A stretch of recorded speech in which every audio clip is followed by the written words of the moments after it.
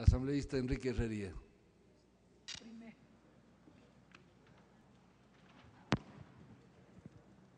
Muchas gracias, señor presidente.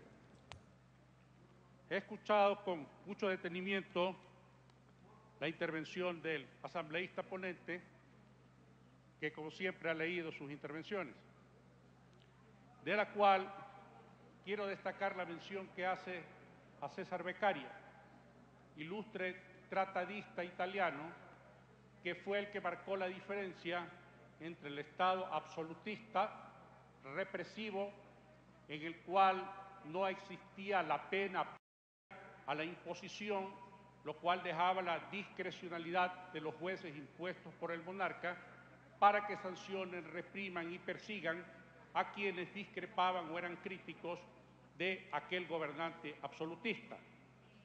Y a partir de este tema es que hay que diferenciar lo que es el derecho penal. El derecho penal que cayó con la Revolución Francesa, en el cual había una discrecionalidad para la sanción e incluso se aceptaba la tortura, las penas infamantes e incluso la muerte de quien era acusado.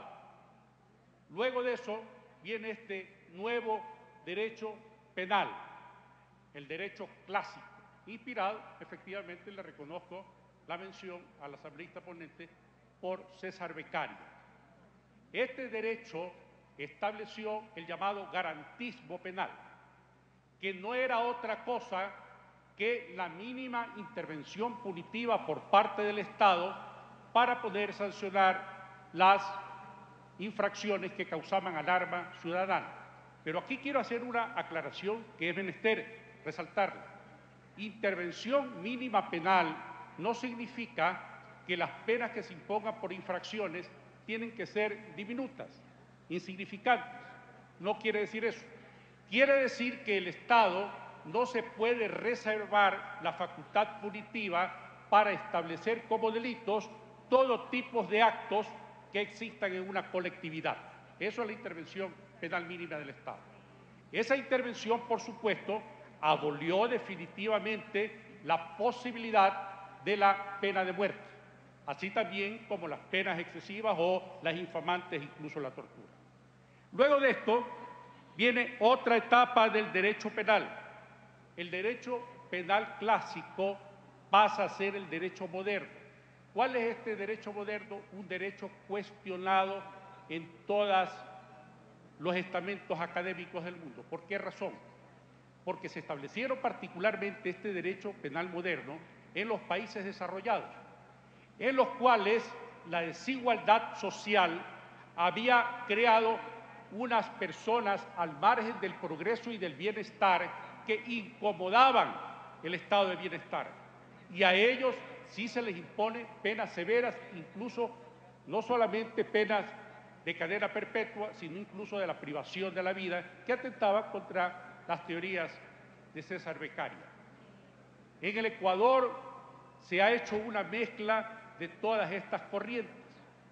Y en esta mezcla de corrientes que están establecidas en este proyecto de Código Penal, se establece una novísima teoría, pero de mucho valor científico y académico, que es el derecho penal populista. El derecho populista significa que el Estado, para encubrir sus deficiencias en la creación de bienestar, pone penas excesivas, exageradas, pero además abandona la teoría de la intervención mínima punitiva del Estado para empezar a abarcar todo tipo de actos de los ciudadanos que molesten al poder del Estado. En el Ecuador está ocurriendo con este proyecto de Código Penal tal cosa. Es una mixtura en la cual el Estado garantiza o los derechos a las garantías del debido proceso y a la actividad punitiva mínima del Estado queda solamente en lo semántico, en lo meramente declarativo, cuando en lo de fondo se está impulsando mayor gravedad en las penas por una razón. Después de más de 5 años, más de 6 años ya, 4 años el gobierno del presidente Rafael Correa, nosotros estamos viendo que los estamentos sociales siguen en un estado de postergación en su gran mayoría. El Ecuador tiene entre un 56 y 60% de personas que están sin empleo, no tienen relación de dependencia, no tienen la certidumbre del salario, así como también de los desempleados que todos los días hacen esfuerzo por ganarse el sustento diario. Esto de aquí es lo que da lugar a este derecho penal populista, en que quieren encubrir las lacras de la sociedad penalizando al ciudadano. ¿Qué es lo que ocurre con estos tipos penales o con estos códigos penales? Ponen sin lugar a dudas de manifiesto el carácter del gobierno. Solamente los gobiernos conservadores, represivos, de corte populista, se admite que los problemas sociales se los soluciona mediante una imposición exagerada de penas. En el Ecuador no se han considerado los factores criminógenos que son los fundamentales para atacar y desaparecer la criminalidad. ¿Cuáles son los factores criminógenos a decir de los criminalistas o de los sociólogos? Algunos. El más importante, el desempleo. País con alta tasa de desempleo empuja la espiral de criminalidad. Otro factor criminógeno, la carencia de suficiente educación a vastos sectores de opinión porque no están permeados por la ética pública, que es el concurso de este contractualismo que existe en la sociedad, en la cual restringimos muchas de nuestras aspiraciones en aras del bien común. Una sociedad sin educación es proclive a la proliferación de criminales. Otra causa criminógena, la violencia verbal.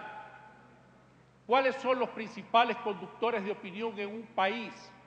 Los que crean criterio y conciencia en la colectividad, particularmente los sectores menos favorecidos por la educación, los políticos, nosotros. Pero ¿cuál es el principal conductor de opinión de un país? El presidente de la República. Un presidente de la República, en el caso ecuatoriano, que cuando los medios de comunicación develan casos de corrupción, como ha ocurrido con las crónicas tan bien fundamentadas de tanto acierto del diario El Universo respecto al señor Antón, al señor Samán, a los familiares de los Alvarado, en el caso Villalmaza, en lugar de llamar a reflexión al presidente de la República y exigir una profunda investigación, amenaza con salir él y sus comilitones a agredir, a patear, a golpear a los periodistas que ha hecho la crónica. Pero ¿cuáles son además otros factores criminógenos? Los factores de invitación. Si nosotros vemos que las cúspides del poder, los funcionarios públicos se dedican a la ingrata y nociva tarea de robar, los sectores más bajos de la sociedad reproducen el comportamiento. Y les pongo un ejemplo. Aquí está saliendo todos los días en los medios de comunicación, incluso en los del gobierno, que en el Ministerio de Finanzas han robado, en el Ministerio de Turismo han robado, que han trasladado fondos por 3, 4, 5 millones. Pero es comprensible, pues. Si esos funcionarios de nivel medio, de bajo nivel, ven que en el vértice del poder político están robando, dicen, ¿por qué no me voy a dedicar yo también a robar? Eso es uno de los factores también criminógenos. Ahora bien, le queda un minuto. En un minuto aspiro a acabar esta primera intervención. Yendo a lo fundamental, a la corrupción que hay en este gobierno, que no la pueden ocultar con discursos plagados de buenas intenciones, pero que ocultan la realidad. El artículo 285 del proyecto de ley, que habla de enriquecimiento privado no justificado, dice: la persona que obtuviere para sí o para otra, en forma directa o por interpuesta persona, incremento patrimonial no originado en una actividad lícita, será sancionado. Cuando han puesto una actividad lícita, se refieren a que tiene que alguien estar dedicado al narcotráfico, tiene que estar dedicado a alguna actividad delictiva evidente, pero aquí se está salvando de responsabilidad a los funcionarios públicos, porque el desempeño del cargo público de asambleísta, de presidente de la República, de ministro fiscal, de ministro de gobierno, es una actividad lícita. Por lo tanto, con este tipo de literatura, de una vez están curando en salud a los funcionarios de este gobierno o algún asambleísta sinvergüenza que aquí llegó con una mano adelante y otra atrás y ahora está lleno de una opulenta manifestación de lo ilícito que ha cometido, pero aquí ya, cuando se ponga en vigencia con esta literatura, este artículo, no se va a perseguir a los funcionarios públicos ladrones, sino únicamente a los ciudadanos privados que han hecho dinero con su esfuerzo sin haber sido funcionarios públicos. Gracias, señor presidente.